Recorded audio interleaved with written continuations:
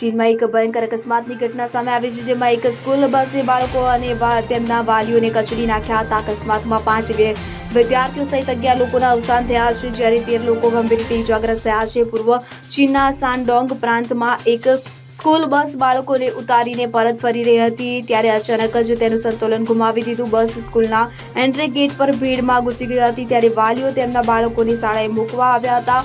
જેઓ બસ દ્વારા કચડાઈ ગયા હતા, ત્યારે દિવાલ સાથે અથડાયા બાદ બસ ત્યાં જ ઊભી રહી ગઈ હતી. આ અકસ્માતના સમાચાર મળતાની સાથે જ પોલીસ અને શાળા પ્રશાસન ઘટના સ્થળે પહોંચ્યું હતું. ઇજાગ્રસ્તોને તાત્કાલિક હોસ્પિટલમાં લઈ જવામાં આવ્યા હતા, પરંતુ ત્યાં સુધીમાં 11 લોકોના મોત થઈ ચૂક્યા હતા. ત્યારે બેકાબુ બસની ભયાનકતા જોઈને ઘટના સ્થળે અરેરાટી ફેલાઈ જવા પામી હતી. Bureau report CN24 news.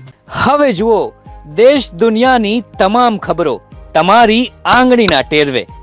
ઉઠાવો મોબાઈલ અને Google Play Store પરથી ડાઉનલોડ કરો અમારી CN24 ન્યૂઝ મોબાઈલ એપ.